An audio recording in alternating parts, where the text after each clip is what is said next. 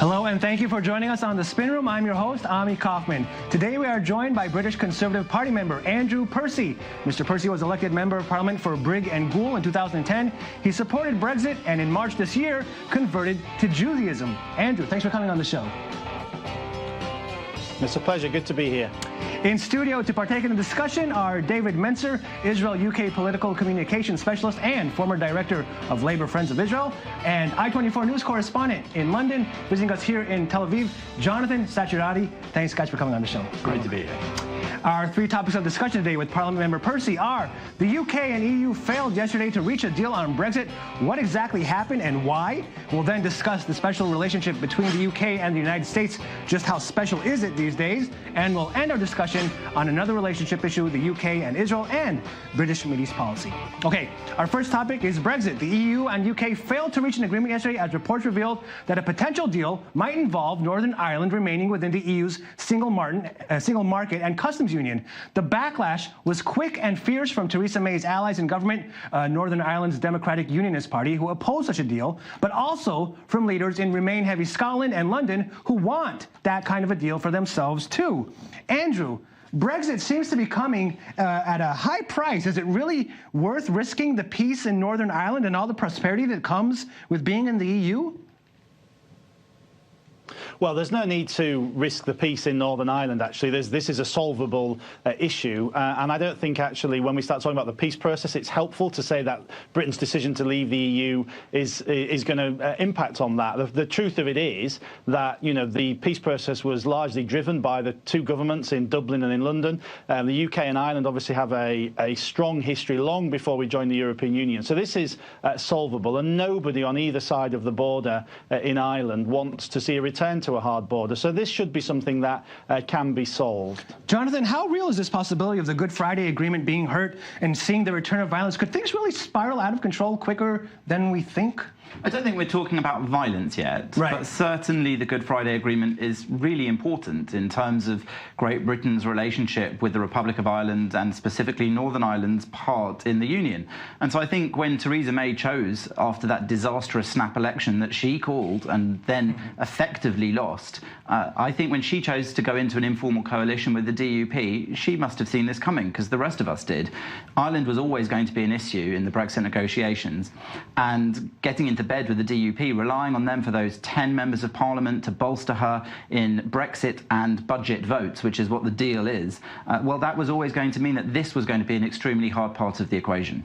Andrew, I want to ask you about the price again. How do you feel about the divorce payment that you're going to have to be paying to Brussels of the price of 50 billion euros? Surely this is money that you would have wanted to use otherwise, different ways. Well, there are two elements to this. First of all, we've made a commitment on the European budget through to 2020. Of course, we're going to make good on those commitments. That gets you to about £20 billion. We were always really clear about that as a government, that we will maintain the commitments we've made. If that covers a transition period, there may be something on top of that. I mean, it may be that we choose to pay into certain elements of European funding, be that Euratom or Horizon funding, because we see there's a benefit there to the UK. But whatever the so-called price of exiting the European Union is, it is a lot less than we would be paying in if we continued our membership, where the budget goes up every single year. We really don't effectively have a way of preventing that, as we saw even with the deal David Cameron got. So I think in the long run, this is better for the British public, which is why we voted for it. David, very quickly before we go for a break, do you think that's right, that it actually works out better if we do the math? Even this 50 billion really isn't that much? Look, Brexit is a good idea, but it has been executed in the most phenomenally bad way. I think it's the biggest act of self-harm that Britain has done to itself for many, many, many years. And a good idea has been handled so badly because the actual advocates propagating Brexit, Theresa May herself, didn't actually vote for it in the first place. So that is the biggest problem here. All right, we have to go for a quick break. When we come back, more with Tory Member of Parliament, Andrew Percy. Stay with us.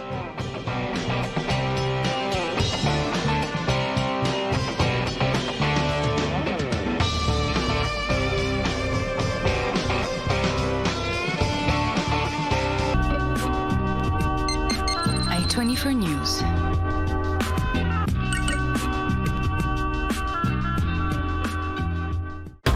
At first, it was called the War of the Rocks, the violent Palestinian uprising, which began in a Gaza refugee camp, would eventually last for over 5 years and claim some 2,000 lives. 30 years later, I-24 News looks back on the first Intifada, where it took Israel and the entire Middle East.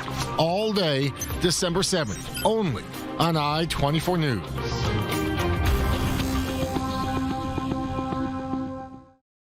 Unflinching, opinionated.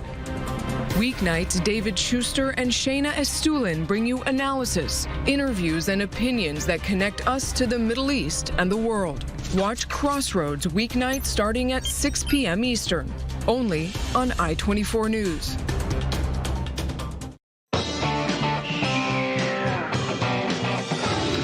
We're back on the spin room with Tory Member of Parliament Andrew Percy.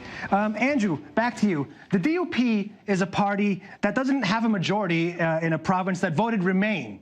And yet Theresa May is basically being held hostage by them. Would you agree that this proves the snap election that she called for was the worst mistake that she ever made? Look, I actually think the decision to call the snap election was the right one.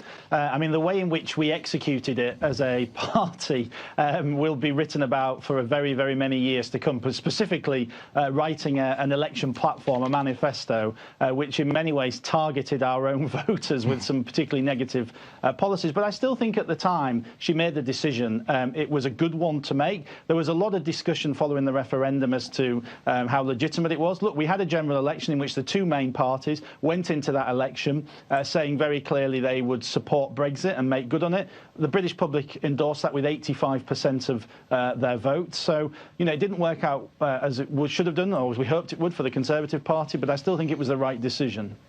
David, I want to ask you about Labour and Brexit.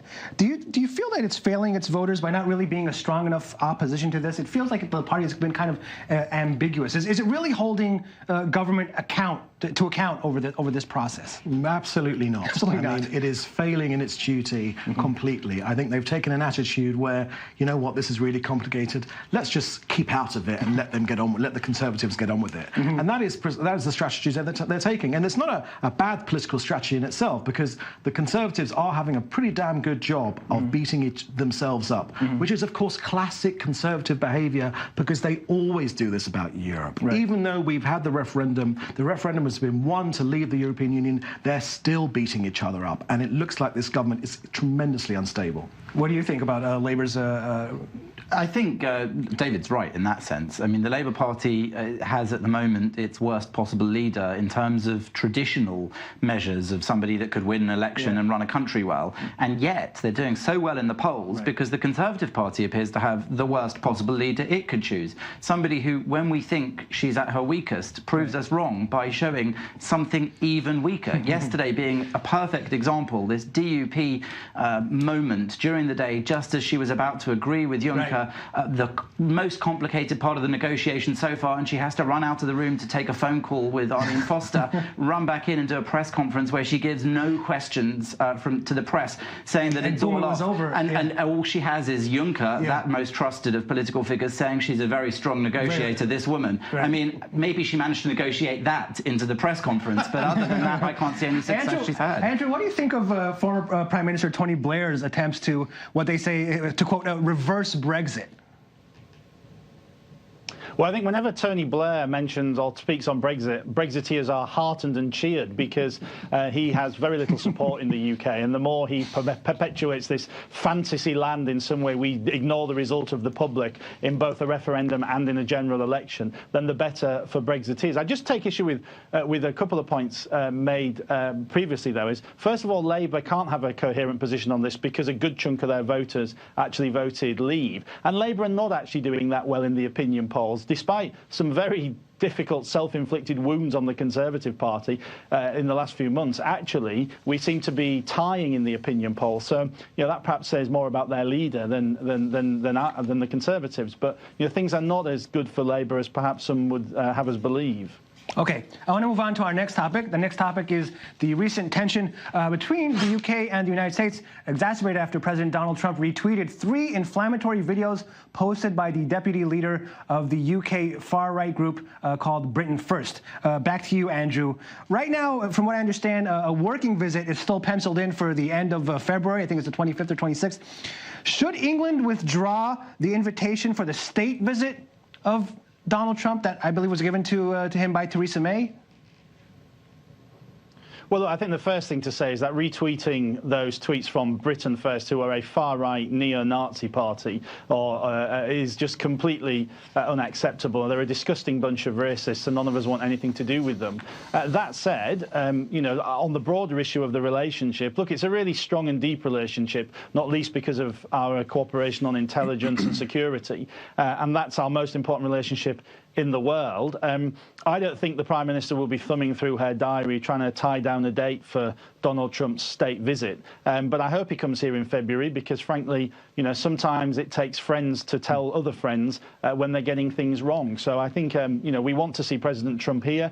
The relationship is more important than any 2 individuals who occupy the 2 positions of President and Prime Minister at any time. Yeah. So I hope he still comes because I think that's important for this special relationship. Jonathan, does Britain want to expose, shall I say, is that the word, expose the monarchy to someone as controversial as President Donald Trump, or is that something they want to avoid? Maybe keeping the working visit is the way out of it. Maybe the photo op of the Queen and shaking the hand of Donald Trump is something that they There have been plenty of awkward photo ops. The Queen, as the head of state, meets plenty of tyrants and dictators from around the world. Donald Trump is the leader of the free world. He's the president of the United States. Whatever we have to say about the guy's more idiosyncratic style, especially on social media, he is still who he is, and he's certainly very far away from some of the many terrible people the Queen has had to meet in that job. That's part of what she does. But in terms of the Britain-US relationship, Theresa May felt that it was appropriate to say that he shouldn't have retweeted those comments from Britain First. That was probably right, because it's a far-right British group, so she felt she needed to say something. Right. But that's just about it. I mean, there's plenty of stuff to talk about with Trump. The sideshow of his Twitter seems to always engage the media. We're always obsessed with it.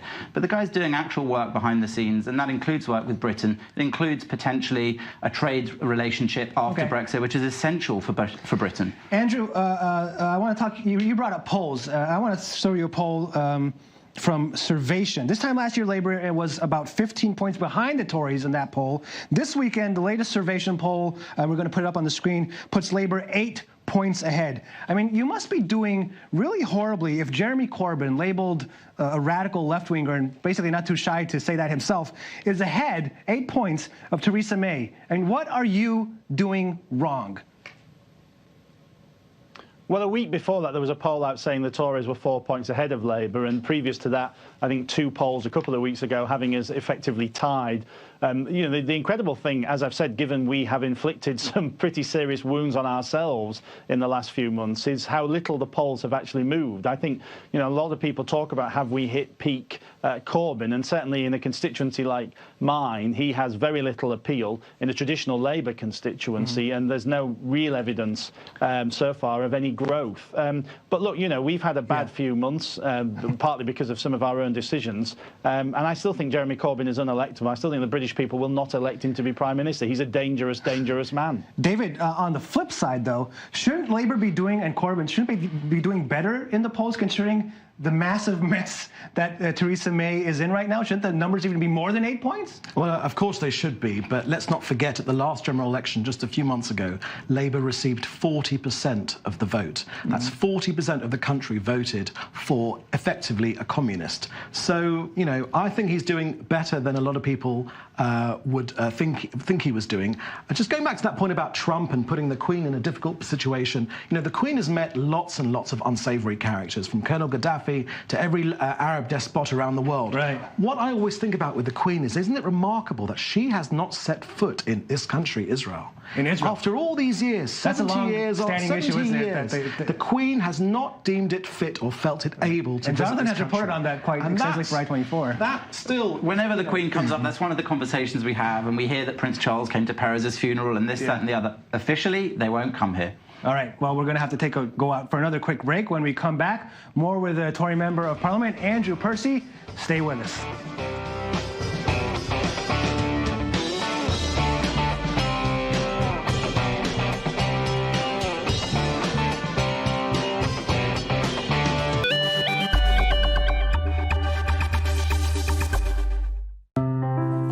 world is becoming increasingly connected. 6.5 million Wi-Fi enabled devices are now shipping every day.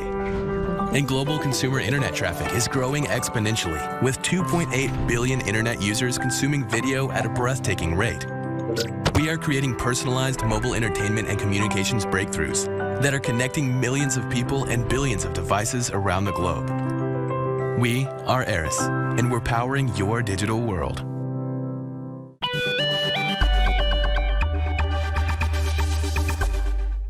Politics, economics, business, and technology. Get the real news and the real insight about what's happening around the world. Michelle McCory breaks down the top stories of the day from the Middle East to the U.S. Weeknights beginning at 7 p.m. Eastern. Esta semana en News 24, dale una oportunidad a la paz. John Lennon soñaba con la paz en el mundo.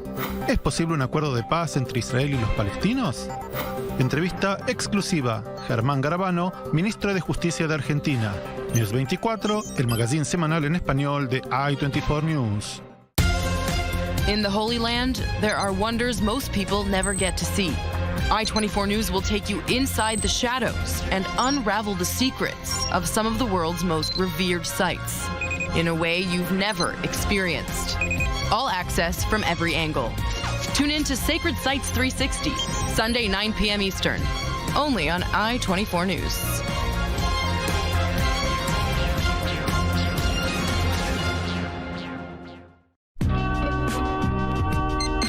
I24 News.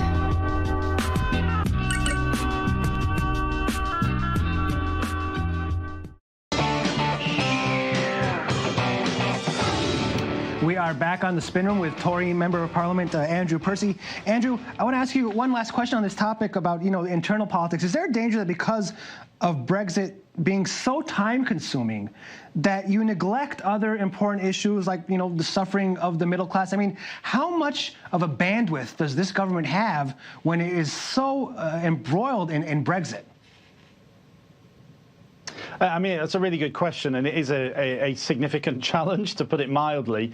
Brexit is so consuming in terms of parliamentary time, the time for ministers, but there's plenty of other stuff going on. As we saw in the budget last week, some significant moves on housing, trying to help more young people onto the housing ladder. We had a whole range of announcements aimed at trying to help, ordinary working families, whether it was changes to the personal tax allowance. So there is room for other stuff, but I don't pretend for a moment that, Brexit is not going to dominate for the next 18 months, 2 years. Okay, let's move on to our last topic. Last topic of the day is yet another special relationship, the one between Britain and Israel. And let's talk a little about Middle East policy in general.